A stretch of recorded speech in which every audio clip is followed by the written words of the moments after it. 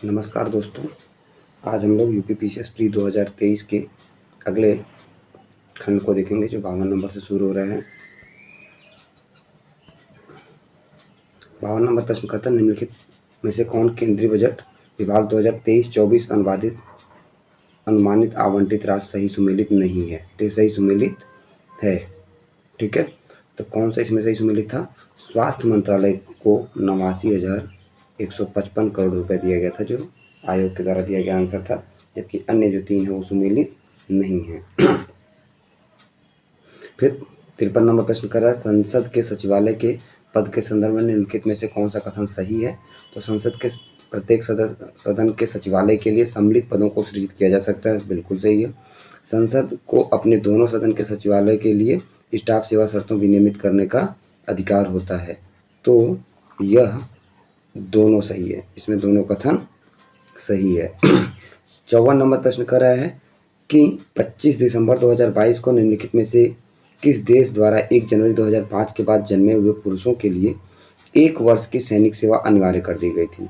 तो 1 वर्ष की सैनिक सेवा अनिवार्य कर दी गई थी किसके लिए? ताइवान के लिए। 1 वर्ष की सैनिक सेवा अनिवार्य कर दी गई थी ताइवान के लिए, ठीक। उसके बाद साहित्य अकादमी पुरस्कार 2022 प्राप्त करने वाले प्रसिद्ध उपन्यासकार all the lives we never lived के लेखक कौन है? अनुराधा राय थी। अनुराधा राय, ये उसके समय का करंट का प्रश्न था। फिर 56 नंबर प्रश्न कह रहा है कि किस प्रकार का टीका डिप्थीरिया से बचाता है? तो वह टीका टॉक्सवाइड होता है। कौन सा टीका होता है? टॉक्सवाइड टीका होता है जो डिप्थीरिया से बचाता है। 57 नंबर प्रश्न कर रहा है, जलीय पौधे जिसे प्रायः जल प्लावित धान के खेत में जैव उर्वरक के रूप में लाया जाता है प्रयोग में, वह कौन सा है? तो वह अजोला है। क्या है? अजोला है। क्योंकि अजोला बहुत बार पूछा गया प्रश्न है, इसलिए याद रखना जरूरी है कि यह प्रश्न हम ध्यान रखें कि धान में जैव उर्वरक जो प्रयोग होता है वो कौन सा है? अजोला है। 58 नंबर प्रश्न कर रहा है कि निम्नलिखित 2 कथनों में से एक कथन है और एक कारण है। कथन और कारण दोनों में से दोनों को बताना है, ठीक। तो कथन क्या कर रहा है कि किसी राज्य की सीमा बदलने की सिफारिश राष्ट्रपति संसद को देता है और इसके लिए राष्ट्रपति संबंधित राज्य के विधानमंडल द्वारा उस प्रस्ताव पर विचार एक खास अवधि के भीतर प्राप्त करते हैं। तो ये सही है। राष्ट्रपति पहले संसद को देता है, फिर राष्ट्रपति राज्य विधानमंडल द्वारा प्रस्ताव पर खास अवधि के भीतर प्राप्त करके उसको करता है। अगर राज्य विधानमंडल जो प्रस्ताव देता है, क्या उसे राष्ट्रपति माने या ना माने, तो राष्ट्रपति को उस राज्य विधानमंडल का प्रस्ताव मानना अनिवार्य नहीं है, तो यह अनिवार्य नहीं है। कथन और कारण दोनों क्या है? बिल्कुल सही है, ठीक। उसकी व्याख्या नहीं करता है, व्याख्या नहीं करता है। 59 नंबर प्रश्न कर रहा है, निम्नलिखित में से किसे हंसी पैदा करने वाली गैस के रूप में जाना जाता है? तो वह नाइट्रस ऑक्साइड। सबको पता है कि नाइट्रस ऑक्साइड हंसी करने वाली गैस है, ये शुरू से हम लोग पढ़ते आ रहे हैं। फिर 60 नंबर प्रश्न करें कि 1860 के में बरेली में उत्तर प्रदेश के क्रांतिकारी नेता कौन था? तो वो थे खान बहादुर खान। कौन थे? खान बहादुर खान, वो थे खान बहादुर खान। 61 नंबर प्रश्न कर रहा है, निम्नलिखित में से कौन भारतीय संविधान के अनुच्छेद 20 का हिस्सा नहीं है? तो अनुच्छेद 20 में 3 हिस्से हैं, 1, 2, 3। जो दूसरा है वो दूसरे दंड से, दोहरे दंड से संरक्षा है, मतलब एक ही व्यक्ति को एक ही कार्य के लिए 2 दंड नहीं दिया जा सकता है, एक ही अपराध के लिए 2 दंड नहीं दिया जा सकता है। और एक है कार्यतर विधि, मतलब जो कार्य आपने नहीं किया है, कार्य करते समय जो आपने जो भारत के संविधान में या भारत के आईपीसी दंड संहिता में जो दंड लागू था वही लागू होगा। कार्य करने के बाद अगर किसी प्रकार का संशोधन होता है तो वह लागू नहीं होगा। और स्वयं के विरुद्ध साक्षी, यानी आप अपने ही मामले में साक्षी नहीं हो सकते हैं, इसमें यातना के विरुद्ध जो निषेध है वो शामिल नहीं है, यातना के विरुद्ध निषेध शामिल नहीं है। 62 नंबर प्रश्न कर रहा है, भारत के महान्यायवादी के संदर्भ में निम्नलिखित कथन में से कौन सा एक सही है? तो महान्यायवादी यानी आर्टिकल 76, महान्यायवादी यानी आर्टिकल 76। महान्यायवादी का जो उल्लेख है भारतीय संविधान में आर्टिकल 76 में है, ठीक है, आर्टिकल 76। इसी प्रकार आर्टिकल 165 में, आर्टिकल 165 में एडवोकेट जनरल की बात की गई है, एडवोकेट जनरल की बात की गई, ठीक। फिर महान्यायवादी के पद पर ऐसे व्यक्ति की नियुक्ति होगी जो उच्चतम न्यायालय के न्यायाधीश नियुक्त होने के लिए अर्हित होता है। तो उच्चतम न्यायालय का न्यायाधीश होने के लिए अर्हता रखता है वही महान्यायवादी बन सकता है। दूसरा है, महान्यायवादी को उसके पद से उसी प्रक्रिया से हटाया जा सकता है जिसे उच्चतम न्यायालय के न्यायाधीशों को।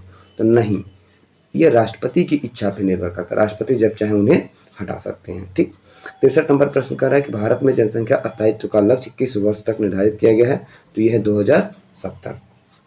जब जनसंख्या नीति 2001 आई थी तो उसमें 2045 रखा गया था। ठीक। 2001 की जनसंख्या नीति में इसे 2045 रखा गया था, किंतु बाद में इसे संशोधित करते क्या कर दिया गया? 2070 कर दिया गया। ठीक। 64 नंबर प्रश्न कर रहा है निम्नलिखित में से कौन सा युग्म संविधान के अनुसार सही सुमेलित नहीं है अनुसूचियों से? ठीक। तो अनुसूची है संविधान की, तो नवीं अनुसूची राज्यसभा के आवंटन का, तो नवीं अनुसूची राज्यसभा के आवंटन से संबंधित नहीं है, ये भूमि सुधार से है। किससे है? भूमि सुधार से है। ठीक। भूमि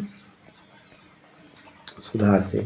जबकि राज्यसभा के आवंटन जो है वो चौथी अनुसूची है। कौन सी है? 4th। ठीक। तीसरी अनुसूची शपथ है। 8वीं अनुसूची भाषा है। 10वीं दल बदल है। 11वीं जो है पंचायतें हैं। ठीक। और 12वीं जो है वो नगर पालिका है। ठीक है। फिर जो दूसरी है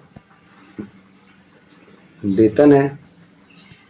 ठीक। दूसरी क्या है? वेतन है। 5वीं जो है, 5वीं 6वीं ये जनजातियों के लिए शेड्यूल, तो 5वीं में अमे त्रिमी को छोड़कर, अमे त्रिमी। ठीक। अमे त्रिमी, तो असम, मेघालय, त्रिपुरा, मिजोरम, इन 4 में 5वीं अनुसूची लागू नहीं होती है। असम, मेघालय, त्रिपुरा, मिजोरम। ठीक। और 6वीं किस में लागू नहीं होती है? तो 6वीं अमे त्रिमी में लागू होती है। 6वीं अमे त्रिमी में लागू होती है। इसके अतिरिक्त अन्य सारे में ये लागू नहीं होती है। ठीक है। फिर 65 नंबर प्रश्न कर रहा है सूची 1 से सूची 2 को सुमेलित कीजिए, जो कि एसडीजी के संबंध में। किसके संबंध में है? एसडीजी के। तो एसडीजी जो 10 है वो संबंधित है असमानताओं में कमी से। एसडीजी 13 जो है जलवायु क्रिया से संबंधित है, जलवायु परिवर्तन से संबंधित है। एसडीजी 14 जो है वो जल के नीचे जीवन से संबंधित है, जबकि एसडीजी 15 जो है वो असमानताओं में, एसडीजी 15 जो है वो जमीन पर जीवन से संबंधित है। ठीक। 66 नंबर प्रश्न कर रहे हैं निम्नलिखित में से प्राकृतिक रेशम का एक घटक कौन सा है? तो प्राकृतिक रेशम का घटक कौन होगा? वो है नाइट्रोजन। कौन है? नाइट्रोजन। प्राकृतिक रेशम को नाइट्रोजन कहा जाता है। निम्नलिखित में से किस सिद्ध दोष के आधार पर फरवरी 2023 को ब्रिटिश प्रधानमंत्री श्री सुनूक के द्वारा अपने सरकार में वित्त मंत्री नदीम जवाहिरी को हटा दिया? तो वो है टैक्स स्कैंडल के कारण। किसके कारण हटाया गया था? टैक्स स्कैंडल के कारण। भारतीय जैविक डेटा केंद्र किस राज्य द्वारा स्थापित किया जा रहा है? तो है हरियाणा राज्य के द्वारा। माउंट न्यूमेन किस खनिज के लिए प्रसिद्ध है? तो वह है लौह अयस्क के लिए। किसके लिए प्रसिद्ध है? लौह अयस्क के लिए। 70 कारण निम्नलिखित में से कौन एक आर्थिक क्रिया नहीं है? तो जो हम वॉलंटरी सोशल सर्विस करते हैं ये एक आर्थिक क्रिया नहीं है। पुराणों के संदर्भ में निम्नलिखित में से कौन सा कथन सही है? तो विष्णु पुराण मौर्य वंश से संबंधित है, जबकि वायु पुराण गुप्त वंश से संबंधित है। ये दोनों लूसेंट के पहले या दूसरे पेज पे ही दिया हुआ है। ठीक। उसके बाद 71 नंबर प्रश्न कर रहा है निम्नलिखित में से कौन सी योजना वर्ष सही सुमेलित नहीं है? तो सांसद आदर्श ग्राम योजना 2014 में आई थी, बिल्कुल सही है। दीनदयाल उपाध्याय ग्रामीण कौशल्य योजना ये 2014 में आई थी। श्यामा प्रसाद मुखर्जी रर्बन मिशन 2015 में नहीं आया था, ये 2016 में आया था। जबकि rural housing interest subsidy scheme ये आई थी 2017 में। कब आई थी? 2017 में। तो ऊपर वाले में 72 नंबर में विकल्प सी गलत होगा। ठीक। 73 नंबर प्रश्न कर रहा है निम्नलिखित कथनों में संसाधनों के उपयोग तथा भविष्य के लिए उनके संरक्षण की आवश्यकता को संतुलित करने को हम क्या कहते हैं? तो वह सतत विकास यानी सस्टेनेबल डेवलपमेंट। सस्टेनेबल डेवलपमेंट इस समय सबसे इम्पॉर्टेंट टॉपिक है, वो हर एग्जाम में पूछा जा रहा है, चाहे वो उसके लक्ष्य सत्र हों उससे संबंधित हों, चाहे वो उससे कोई परिभाषा हो। निम्नलिखित 74 नंबर है नीचे उच्चतम न्यायालय के को मौलिक अधिकार के हनन रोकने के लिए रिट जारी करने के शक्ति संबंध में 2 कथन दिए गए हैं। कथन 1 है कि उच्चतम न्यायालय को यह शक्ति प्रदान की गई है कि वो बंदी, प्रत्यक्षीकरण, परमादेश, प्रतिषेध, अधिकार परीक्षा और उत्प्रेषण रिट जो भी मूल अधिकारों को लागू करने से समुचित हो उस रिट का प्रयोग कर सकती है। इसकी अंग्रेजी भी याद रखिएगा, habeas corpus, mandamus, prohibition, quo warranto, certiorari. ठीक है। तो ये सारे ये तो सही है। दूसरा कह रहा संसद को अधिकार को कानून बनाकर अन्य न्यायालय को अपनी आधिकारिक स्थानीय सीमाओं के भीतर उच्चतम न्यायालय द्वारा दी गई इन शक्तियों के प्रयोग को कर सकता है। तो बिल्कुल संसद जो है, संसद भारत की संप्रभु है और वह शक्ति का प्रयोग करके क्या कर सकती है, अन्य न्यायालयों को भी यह शक्ति प्रदान कर सकती है। निसार उपग्रह के संबंध में निम्नलिखित कथनों पर विचार करना है। तो निसार उपग्रह, निसार NISAR, जैसा कि अंग्रेजी वर्जन में आप लोग देख रहे हैं लिखा हुआ है निसार। निसार में N से है नासा, I से है इसरो, S से है सिंथेटिक अपर्चर रडार। निसार का मतलब है NASA, ISRO, synthetic aperture radar. ठीक, तो नासा और इसरो का ये संयुक्त उद्यम होगा, हो जाएगा। निम्नलिखित कथन में से कौन सा सही है? रामगंगा नदी कन्नौज के पास गंगा में मिलती है। बिल्कुल सही है, रामगंगा नदी जो है कन्नौज के पास, उत्तर प्रदेश का ये स्पेशल प्रश्न है। बेतवा नदी प्रयागराज के पास यमुना नदी में मिलती है। तो प्रयागराज के पास नहीं मिलती है, हमीरपुर के आसपास मिलती है। हमीरपुर के एक गांव है छोटा सा, वहाँ जाके मिलती है। तो इस प्रकार इसमें कथन एक सही होगा। प्राचीन काल में भारत के आक्रमण के संदर्भ में निम्नलिखित कौन सा सही है? तो यूनानी, शक और कुषाण। ठीक है, इसको हम लोग ISPK से याद रख सकते हैं, इंडो ग्रीक, शक, पहलो, कुषाण। इंडो ग्रीक, शक, पहलो, कुषाण। इंडो ग्रीक को हम लोग यूनानी के भी नाम से जानते हैं। इंडो ग्रीक को हम लोग किसके नाम से भी जानते हैं? यूनानी के भी नाम से जानते हैं। 78 नंबर प्रश्न कर रहा है हम लोगों का। 78 नंबर प्रश्न, 78 नंबर प्रश्न है कि निम्नलिखित में से किस अधिनियम द्वारा 120 सदस्यों वाले princess of chambers of princess की व्यवस्था की गई थी? तो 1919 का अधिनियम था। 1923 में इसका गठन हुआ था। इसके द्वारा ब्रिटिश सरकार यह चाह रही थी कि जो राजघराने हैं उसके माध्यम से भारत को स्वतंत्रता प्राप्त करने का जो आंदोलन चल रहा था उसको कमजोर किया जाए, किंतु ऐसा हुआ नहीं। बहुत सारे राजघराने स्वतंत्रता के लिए जो हमारे संगठन कार्य कर रहे थे उनके साथ खो लिए थे।